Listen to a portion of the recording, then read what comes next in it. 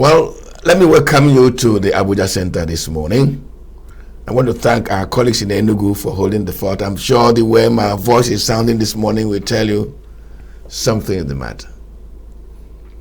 By the way, are you experiencing the level of cold? I called a colleague yesterday. He said it was not a little cold, that this cold is not good enough for people of our age. I don't know.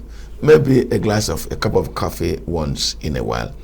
Now, from Abuja this Friday morning, we're interrogating a very contentious matter. That's the truth of it. Why should any part of the country put together for themselves an agenda of their own? After all, we are pursuing one single national citizenship, so there should be a Nigerian agenda. But this morning, we are interrogating issues in the Igbo agenda. Issues in the Igbo agenda. Who is more qualified to interrogate that matter with me this morning? And I have as my guest Chief Chekwas Okorie. Chief Chekwas Okorie has a long political history. Founder of the All Progressive Grand Alliance, APGA. He is also the convener of Igbo Agenda Dialogue. Let me, pardon me if you don't understand Igbo, but he is Ojeri Igbozi, the man who works to actualize, pass on the message and intent of the Igbo people in Nigeria. Chief Chekwas, you're welcome to the program. Thank you very much. By the way, where have you been? I've been around, but I have been my time in partisanship, APGA, which you rightly mentioned that I founded. And then after a while, I founded another party when I left APGA, the United Progressive Party. That one didn't quite fly, and I returned to APGA, which I said that will be my last bus stop, because the party, there's never a former founder, so there's no replacing the founder, and I needed to be there to provide advice and leadership and direction without necessarily holding any party office. While there, I began to reflect on Igbo situation in Nigeria. And given to that I am a founding member of Ohaneze and Igbo, I was a young undergraduate in 1976 when I was drafted into what was then called Igbo Forum, led by eminent Igbo people who top-class, high-profile politicians, civil servants, intelligentsia, and so on. It was a select group. It was not a free-for-all at that time. But I was drafted by my uncle, who was assistant secretary, to run their errands. In other words, I've been running errands for Igbo for about 49 years now.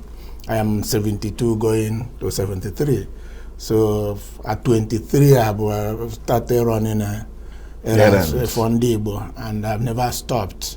So having this whole history behind me, it was easy for me to see that although the war ended, the fratricidal war between Nigeria and Biafra ended in 1970 officially, but the war didn't seem to have ended even up till today. There have been a lot of conspiracies at every point in time that have put Igbo at the receiving end of the stick. And so I came back again and said, since 1970, we're looking at 55 years now since the war ended. Igbo people have never had a political summit. The West, the Southwest has had political summit a number of times. The North has had political summit a number of times. Even the South-South. But the Southeast has never had one. And so I consulted a few persons and we came up with the idea of Igbo Agenda Dialogue, which will be developed along the line of the Jewish League, if for those who know what the Jewish League represents to the Jews in the whole world. That's what the Igbo Agenda Dialogue is intended to represent. And then on the auspices of that platform, we are going to have a political summit for the first time. So to kickstart it, we then decided there will be need to, because in Igbo we are Republican in nature, you must do wider consultations before you do anything. Even people will remember that even before the late Modumewu Ojukwu, the People General declared Biafra, there was intense consultation of what was then Eastern Nigerian Consultative Assembly. Yeah, that's true. And it was the Eastern Nigerian Consultative Assembly that gave the mandate to declare Biafra. So we needed some kind of mandate to proceed in the direction we are thinking, so that it will be seen that we are thinking the way others are thinking. And then it fell on me again to drive it. Without being immodest, some people believe I have earned certain level of credibility that I can be trusted, because these days there's so much mistrust, there's so much suspicion here and there. So we said, let's meet with about 50 people, highly selected, across board, across parties, because this is a non-partisan but political organization, as separate from Ohaneze that is a pan-Igbo socio-cultural organization. So this is not a replication. It's not a parallel body. It has its own clear focused agenda. And that inaugural meeting will be taking place here in Abuja. But ultimately, the summit itself, that the big Igbo conversation, will take place in Enugu in January. And thereafter, nothing will be the same again. Igbo people will take their full right, take that which God has already given to them that they have not been able to explore or exploit. So as we go on, I can now give you more details. Now, Ojebozi, why is it necessary to begin to create an Igbo agenda, begin to a conversation on an Igbo agenda? Now, I ask that question because there are political parties whose activities are supposed to encompass interests across the nation. The Southwest interests, when you are getting yourselves together, you must be sure they are protected.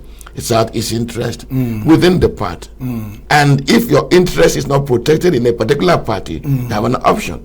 So why do you need to create another platform to converse and agree on an Igbo agenda? No, you see, this one is not a political party, but its subject matter is political. In other words, it is not partisan. And Igbo people, maybe because of our Republican nature, seem to spread themselves thin. They scatter themselves into all manner of parties and all manner of organizations without really being in control of any. I had thought the way you are thinking now, when in 1996 I said, I looked back and saw that no Igbo man from 1923, party politics came into Nigeria, ever initiated the formation of a political party. Dr. Nnamdi Azikiwe was the Secretary General and later leader of NCNC. He never formed it. In fact, it was founded by Dr. Herbert Macaulay. And the MPP that our people also embraced was founded by Alhaji Waziri Ibrahim.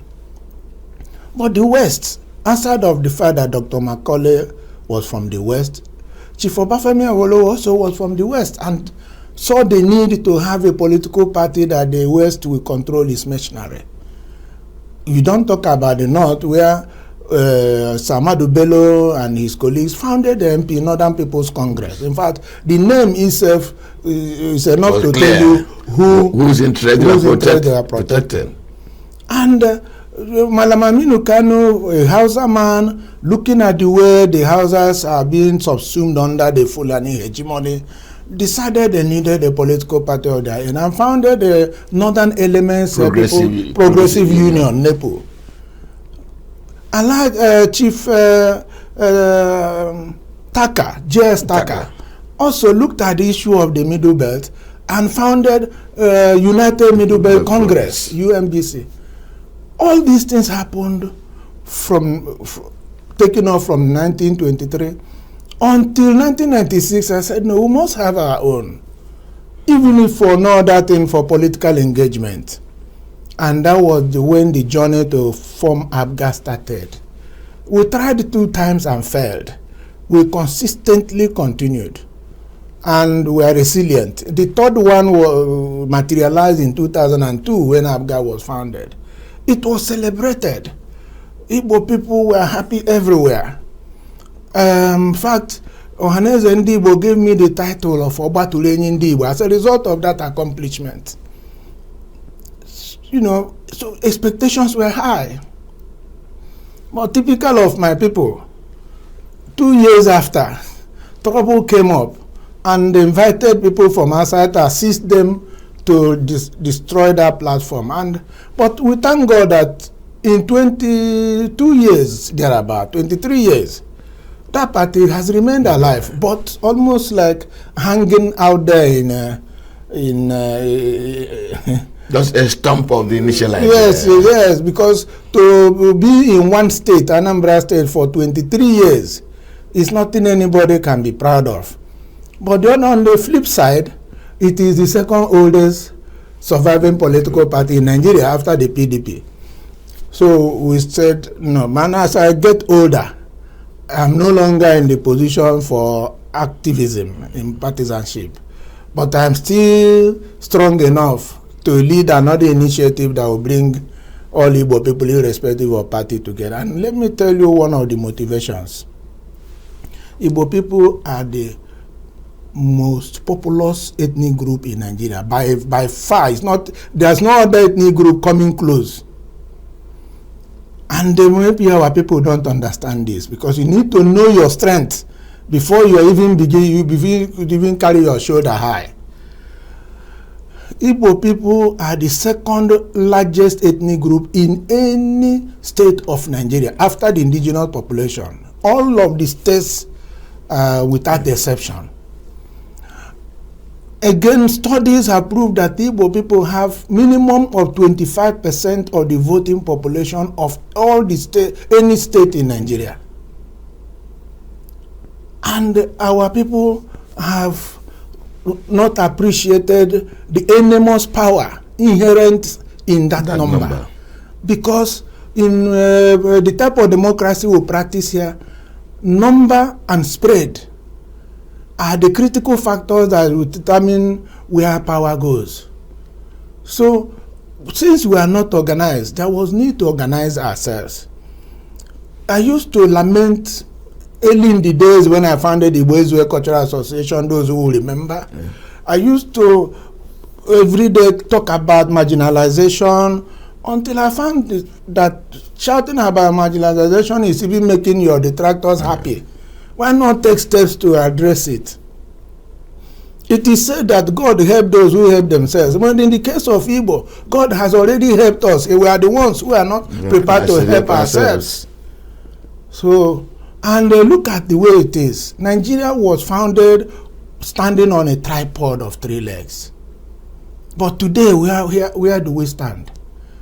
There are 774 local governments carved out in Nigeria by a military fiat. There was nowhere there was plebiscite to be able to consultation. And one zone, geopolitical zone called Northwest, has 188 local governments.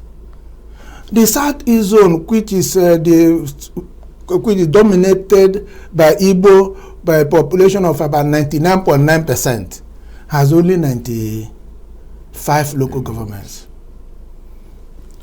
What is the implication? These local governments are factors for revenue allocation. So when federal revenue is shared, There is a percentage given to local government on a quality of local government. So if Northwest will get 188 portions, we will get 95. If you check that from the time this injustice started, we've lost trillions of naira in terms of revenue that would have accrued to Southeast. You can go a little further and say, look at today. Because I remember we were complaining that the late President Buhari was nepotistic, yes, this and that. But today, I say, Chekwas Okorie, I said that President Tinubu has proved that President Buhari was a learner in nepotism. Because the South Ogun State alone has 5 very powerful ministers. Ogun State. The whole of the Southeast has 5. In other words, the whole of the 5 states in the Southeast, in terms of ministerial allocation, they are equal to one state in the Southwest. And in that our 5, only 2 are substantive ministers: Minister of Works and Minister of Science and Technology. The other 3, who are also our daughters, women, are all ministers of state. In the Nigeria of today, Southeast has the highest number of women ministers. I mean, it's okay that women are capable. They are also very capable, no doubt about that. But you can see the mindset of those who are appointing these things.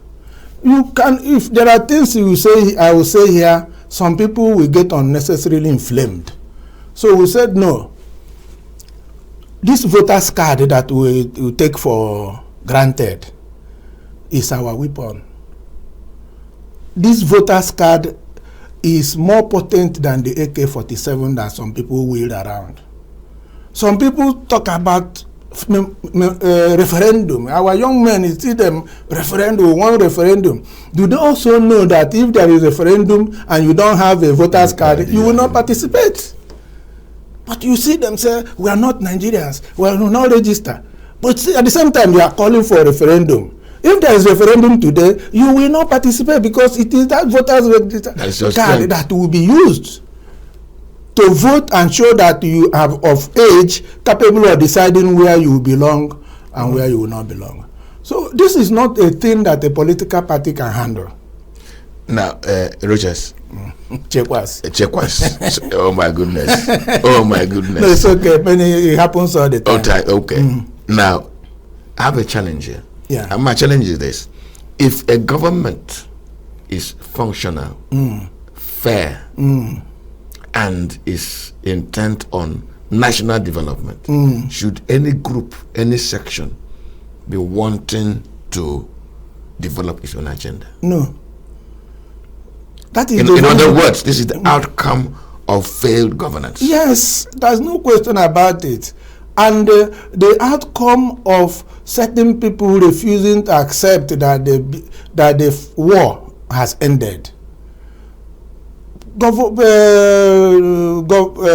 Head of State General Yakubu Gowon, at the end of the war in 1970, came up with a policy of 3 R's: reconciliation, rehabilitation, and reconstruction. The 3 of them, those 3 R's, none has been observed in its actual meaning. All have been observed in breach. There was also the policy of no victor, no vanquished. Everybody knows who is victor here and who is the vanquished. So if there is this right, citizenship right, that is expected to be in the Constitution. But you go to certain states, they say indigenes will pay this, non-indigenes will pay that. For children who are going to school, there are so many policies that have been promoted that you can see that they are targeted at halting the growth of some people. Tell me, a country that wants to grow economically cannot deliberately abandon the seaport, the coastal seaports. because the revenue from the coastal seaports will always surpass the revenue from oil. But they were deliberately abandoned, making our people who are known to be commercially inclined to go to other climes, either in Nigeria or outside Nigeria, to ply their trade. And that is why there is a congestion in Lagos. I wasn't congestion in Lagos before the war. No, there because wasn't. all the ports have been abandoned deliberately. So these policies, even sometimes they hurt themselves while trying to put the but let me draw it, because in one or other conversation, somebody had raised this matter, and I queried that line of thought. And I said, the government by policy now says states can build, operate, they can develop their own ports, they can develop their own railway, they can in fact develop their own electricity.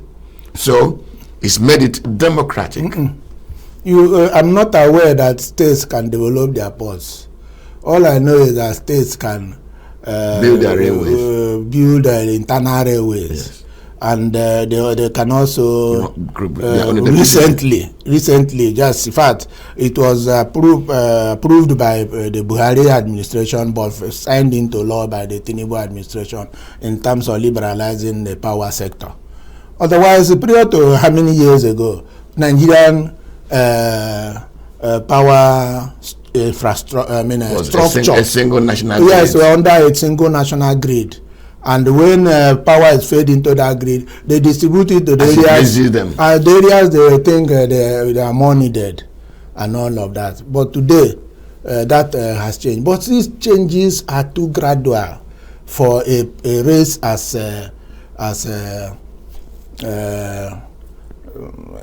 restless as the Igbo race to develop, to grow.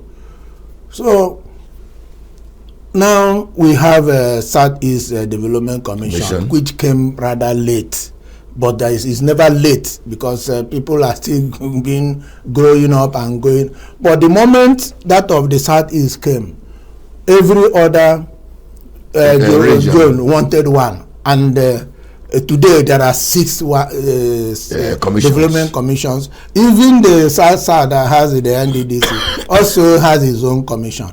I am not bothered about that, because I am confident that the people we have in our SE, the Southeast Development Commission, are so switched on. I am so impressed with what I noticed they are doing already, that the investment they will attract, they will very soon become the model for other commissions to go and learn on how to develop independent of government. In the course of this conversation, you said something, that God helps those who help themselves. That's the general saying, is in the scriptures. Thank you. Those you are trying to aggregate, to begin to think for themselves. Yes. You described them as Republican. Yes. Restless. Yes. Chief Chekwas. Yes. How are you going to aggregate these Jews who will always curse Jehovah today? When they suffer, they remember him. The signs are so very encouraging. When we started this, of course, in all the things, all my interventions in Igbo-related matter, I've always had single-mindedness of purpose. It does not matter how I am initially distracted or even described, but at the end of the day, they still come around and say, "Oh, you've done it." So, with that, we decided to invite just about 50 well-selected people across parties, across professions, across the various associations that Igbo people, that 50 will be enough to get the necessary consent and go forward. But as we are today, more than 152 have listed to attend, whereas we hired a hall that will only accommodate 50. So we are now trying to see how to increase the number of the capacity of hall by bringing in more seats and cramming it up as much as possible, since we can't change the venue now. It's too late. It's the next week, Wednesday, this will happen. So that excitement that our people have shown has given us so much inspiration and encouragement. And we are now going ahead after this to do a second one that will be more expanded, where the relevant committees will be set up that will now dovetail to the summit that will come up in Enugu sometime early January. Now, to wield this together, yes, it may appear an impossible task. But like I said, Igbo people have their associations. God gave us the network of town unions, market associations, professional bodies, even political parties. There are 18 political parties today. More than half of them are led by Igbo people. So all of these things allow them to enjoy their independence. Don't tamper with what they are doing, but bring their leaders, 2 or 3 per each of the organizations, to come into the IAD, where we will all sit down, incubate, and brew the ideas and sell to our association down to the grassroots. Because with the unions, you get to every citizen. Once that is done, we'll be moving forward. Nothing will be the same anymore. There has never been a central board. And let me tell you what we're going to end up with. Just like we talked about electricity grid. We are going to have an Igbo grid. And once you activate that grid, whether you're at home or abroad, everybody will fall in line. On his own, you don't do anything with Igbo by force. No. He must use the power of conviction. And once we have already started the process, there is no longer going back. And there is what we want to do is that whosoever will be a presidential candidate of any party in this country, be he our son or daughter, not to talk of another person, must enter into an MOU, Memorandum of Understanding, with us. Tell us what, if you get our support, what we should be expecting, not what an individual. We are not, yes, we will get appointment like others, but what is that federal presence? Do you know, for 16 years PDP was in power, there was not a single federal presence in the whole of the Southeast. 16 good years. Yet Igbo people invested 100% of their political capital in PDP. Because nobody sat the PDP down to say, without this MOU, we are not going to go with you. There is no guarantee that even if we put our son, he becomes president, he will not be busy fearing what the other people will say. So that MOU is not limited to others, even our own people. And once we are satisfied, we'll make it public. It's not a negotiation of Chekwas with anybody. It will be on our communication platforms. Igbo people will know this is the reason we are going to go this way. And wherever we go, the person wins. There is no person we collectively say we are supporting that we will lose the election in Nigeria. Because we have the spread, we have the number. And we have, when that purpose is one. When you talk of insecurity in our place, you need to let our people know that the AK-47 is no, in modern warfare, it is just like catapult. So don't carry it, it means nothing. Those who are fighting may come with something superior and wipe you out. So why not use that which God has given you to get your liberation, to get your self-determination, to get your freedom, and that is your voter's card. It's part of what we are going to do. Now, I think it's Oliver Dikokwe who sang a song and said, "Even at boy, are you determining even at by Igbo?" For those of us who don't understand Igbo, are you synthesizing the content of this agenda? Yes, we are going to, for instance, as we have started now, we're also looking at eggheads, those who have experience in so many areas, and we have them in abundance, in commerce, in economics, in finance, in culture, and so on. And we'll bring them together. It is our expectation that by the summit of January, we will be launching the Igbo Charter. It will be the Igbo Charter. and that will be like the Chinese Red Book, and that charter will determine our relationship, our engagement, our stay or not stay in this country economy. But we have no business leaving Nigeria. Let me make that very clear, because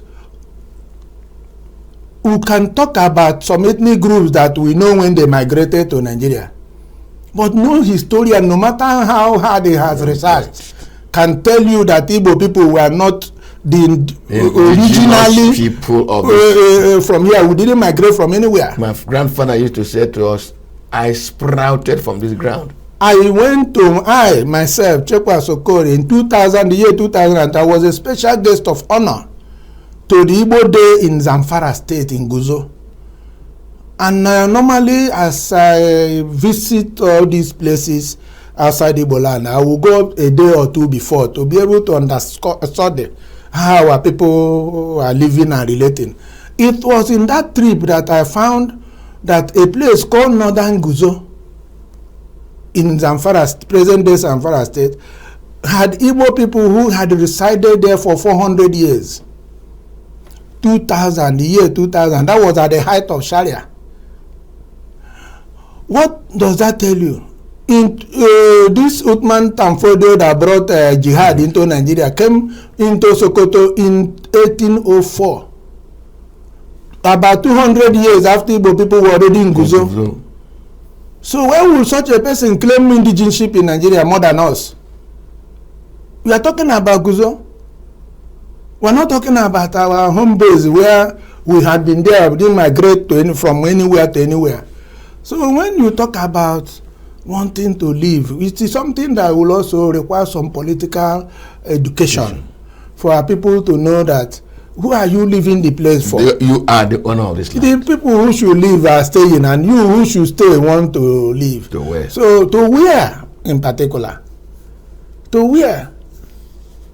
And the number we have in Nigeria, if we say half that number return to Igbo, we will kill ourselves because there's no space. The land space is not there. Let me even Chekwas, let me raise another conversation. One of the issues current generation is engaged in is Akoruolo. In other words, let us develop our homeland. That's right. But I'm going to make what will sound like a scandalous statement. Go ahead. And that is, where are the real Igbo? A young man was born in Lagos. He was there in Lagos, his father died. He married in Lagos, has gotten kids in Lagos. Replicate what I've said to Kano, to Kaduna, to this Zamfara you mentioned, yes, to all parts of the world. Yes. Will those people, culturally, in terms of worldview, in terms of values, can they really call themselves Igbo? Yes, every they will call themselves Consider Igbo. it. No, yes, you will call themselves Igbo, because you see, you are Igbo before you can be a citizen of Lagos, can be a citizen of Zamfara. That does not remove the originality. You have an origin that is not in doubt. Not even in America, the blacks don't say that they don't have where they are coming from. The Jews themselves. The Jews themselves. That's why there's a the Jewish League is made of very powerful people who don't reside in Israel, and they are the ones that determine even the flow of power in the U.S. and other things. And that's why I said IAD is going to be developed along the line of the Jewish League. But in Nigeria, regarding what you just raised, yes, it is the citizenship right that some of us have been fighting for. And when we have our strong voice in government, in the way things are done, when we make ourselves the determinant factor in political power equation in Nigeria, we can then insist and have entered into our statute more enforceable citizenship right, which means wherever you are, you enjoy all those your rights. citizenship right. But that will never remove your your Igbo identity. And let me use this opportunity. For instance, let me also say before I even go there, if we had been united the way we are envisaging it now, no, there's no way Nnamdi Kanu will remain in detention till now. Because it boils down to the same thing I said, even when we had not started this interview. That my father said that if you are not loved, you must be feared. If somebody doesn't love you and also doesn't fear you, what you may do if you get angry, then you are useless. And that is for an individual. And then a race that is neither loved, nor feared, or respected, is not worthy to be called a race. So we want to restore our dignity, our right, our aura of being respected. This is where we are going. The President General, the current President General of Ohanese, Senator Mbata, in Ohanese summit, because I said we haven't had a political summit, but Ohanese has always said, one of our recent Ohanese summit held on the 4th of June this year, he made a profound, and that summit was done by Zoom. So our diaspora people linked up. He made a profound statement that resonated across the world on the spot. He said, and it was in his welcome address, he said, for as long as Nnamdi Kanu is still in detention, it is the entire Igbo nation that is in detention. It resonated. There was prolonged ovation. But then, having that one has died, and how many people were there to even know that something like that was said? But now we are going to actualize those things. You can't even come and tell us you want our vote if you have the power to release Nnamdi Kanu and he's still there. How will you come to us to say you want our vote? You have to call us. Remember that we are the ones who are there.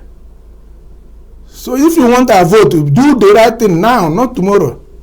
Not when the campaign has started. Get him out. Then we'll begin from there.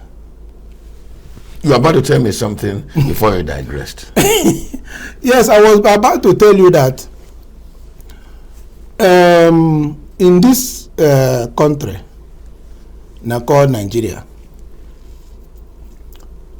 we have supported everybody else other than ourselves to get power. In 2011, we gave President Jonathan over 7 million votes. That's our next record. To win. Because he didn't do anything for Igbo, but there was no memorandum of understanding anyway, but he took our votes for granted. In 2015, he had about 3 million from the people that gave him 7 million. Earlier. And President Buhari defeated him by 2.5 million. Which means if Igbo people had given him what they gave him in 2011, he would have remained as president. Now, 2023, this just last election. Before that election, the total number of registered voters in the South is 11.5 million. INEC record I'm talking can be verified. But how many votes did our people cast? Less than 2 million votes in all. Peter Obi won 88% of the votes.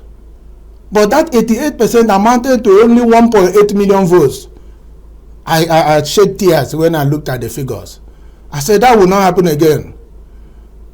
You see, the aggregate of the votes, whether you distributed among 3 Senate presidential candidates or whatever, the aggregate of the votes coming from the South is underscores your political strength and value.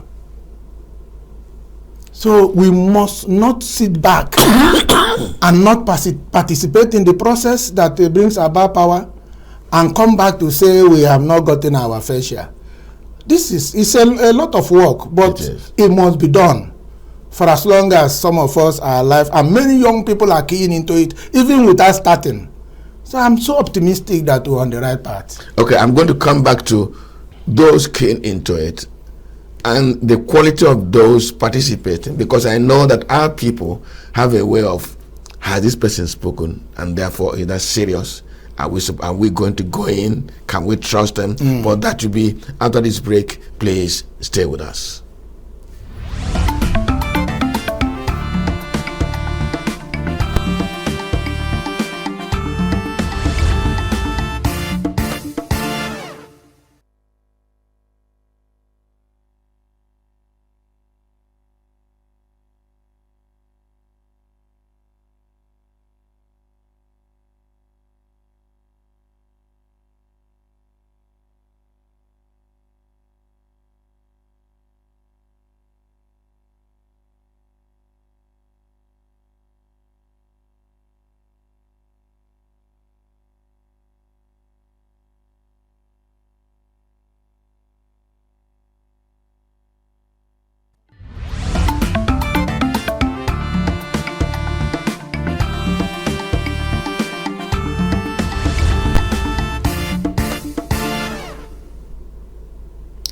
You're welcome back. I'm still in the studio here from the Enugu, from the Abuja Center, with my guest, Chief Chekwas Okorie, who is the convener of the Igbo Agenda Dialogue.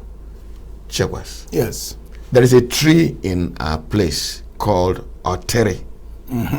That the trunk is used for carving musical instruments. Yes. But under certain conditions, the tree will begin to die progressively. And that people say, what is killing the Okorie is right at the base of Okorie. Yes.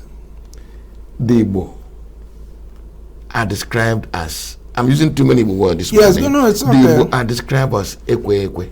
In other words, they even counter themselves.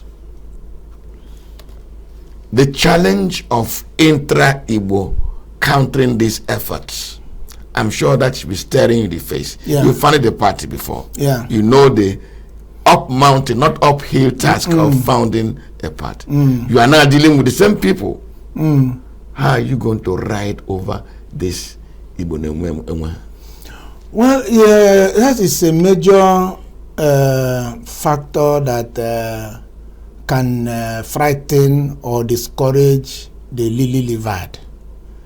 But luckily, God has not given me lily-liver. He has given me liver. And so I do not allow those kind of setback. I can say from what you said that I'm also a victim. In fact, a serial victim of internal sabotage. But that will not stop us from moving ahead.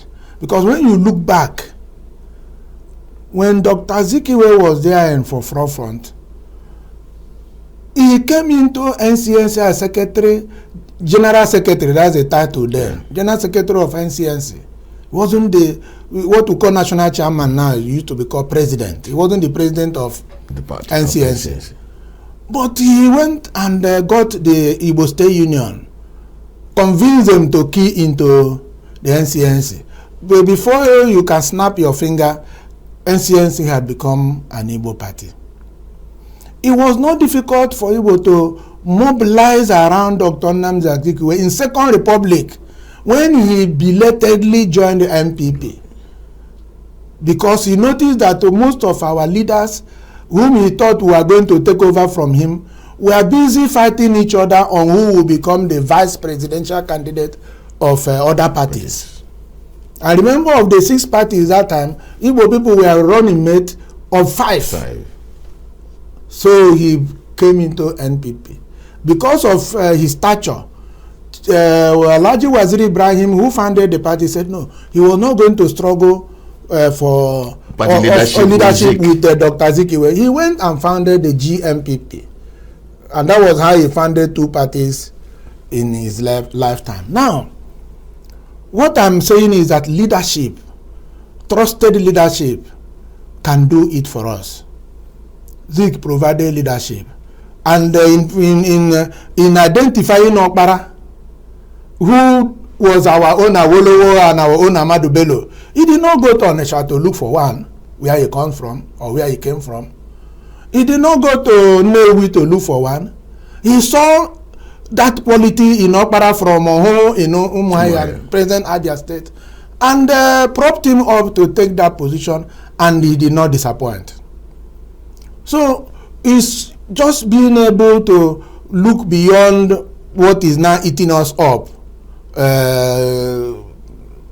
Family affair, community affair, and this state creation thing, is it from Abia, why must it come from Abia, and all of that.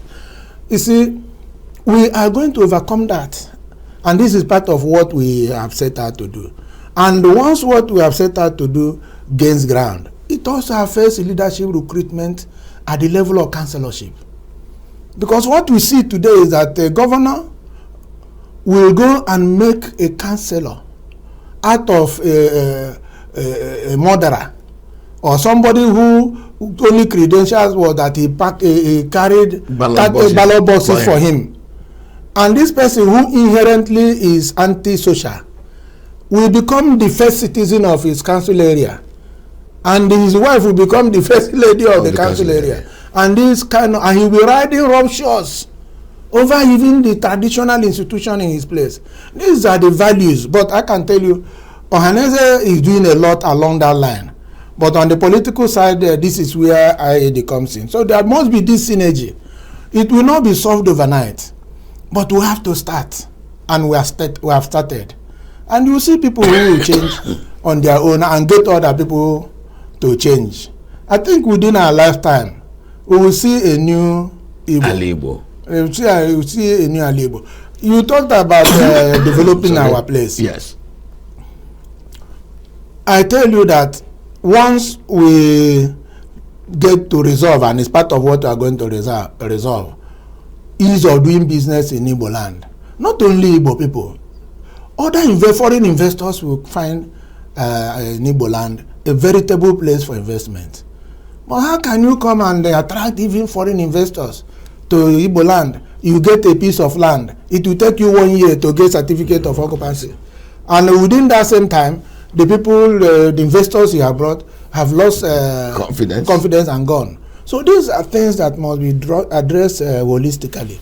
Then the other aspect that the INEC will help us to do, whether they help Nigeria to solve, not just Igbo, is to ensure that people's vote count. And they show all the technology to do that are already available. There. All you need to do is to apply it and insist on its outcome. And then whatever we are doing will also... Let me get out of Igbo land. Why I asked you this intra-Igbo challenge is because of the proverb, the anecdote I just gave you. But there are also other interests, naturally, who would feel uncomfortable when you start aggregating, and who could use some of us to also sabotage what they are doing. How are you going to manage the external factor? And let me tell you a story I heard, which I cannot authenticate, that indeed Ohaneze Igbo was not even an Igbo creation. It was. I want to stop there. You had authority, you said. It was. Thank you.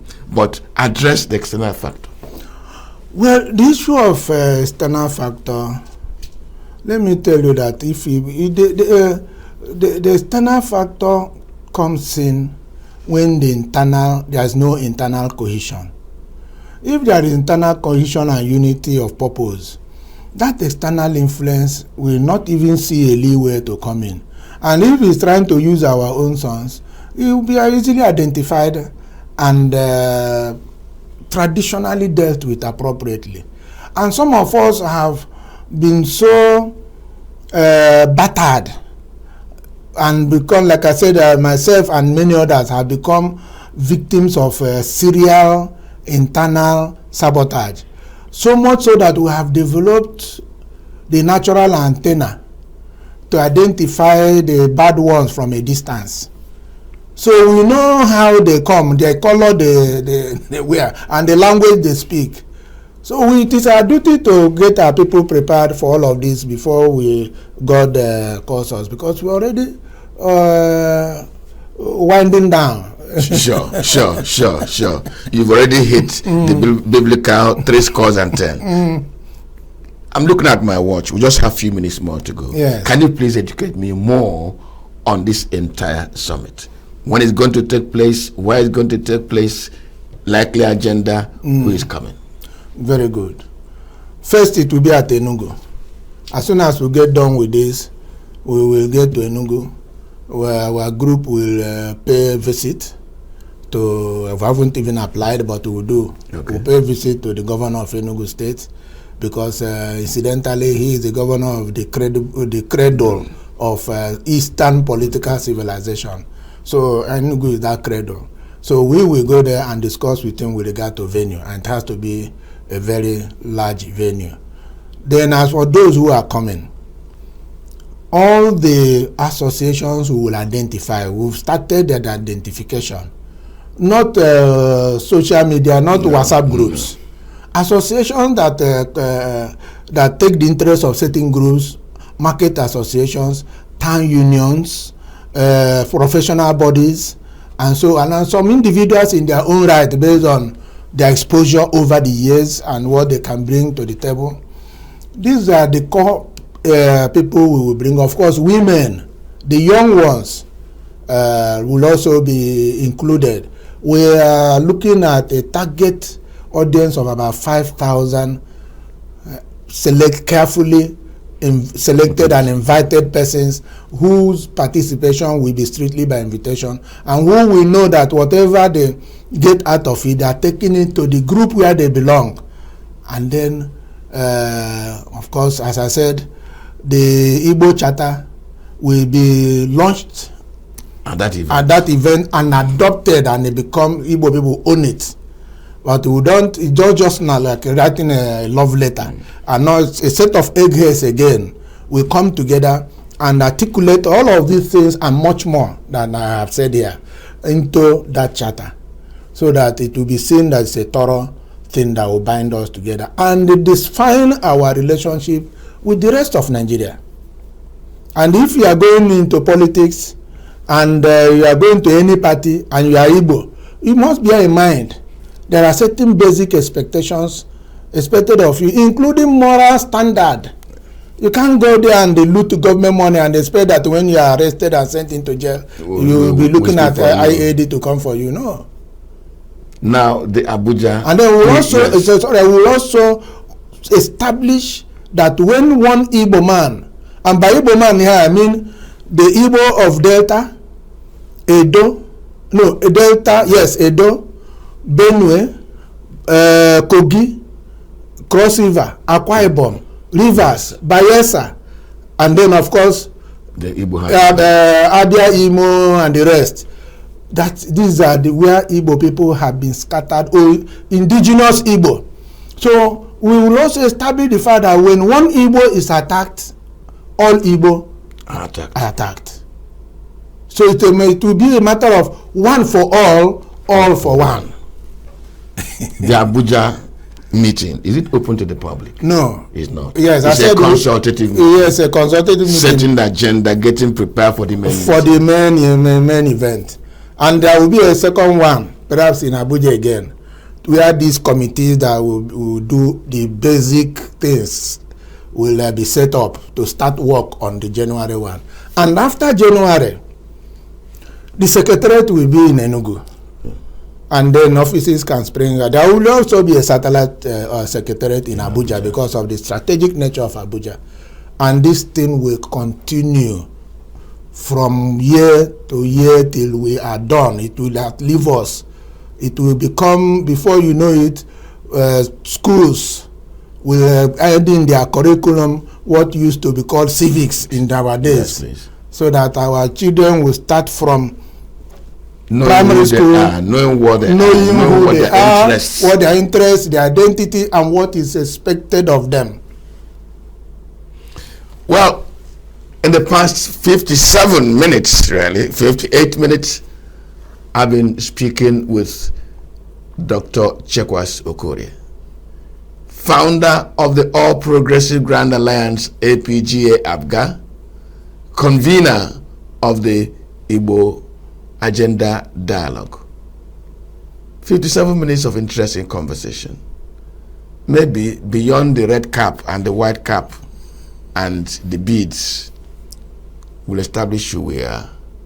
Chekwas, Thank you very much for coming. Thank you very much for inviting me. Thank you for the opportunity. Well, collectively, let's thank him for coming here today, a rather cold Friday morning in Abuja. And thank you for investing your time with us. This conversation continues on Monday. Good morning.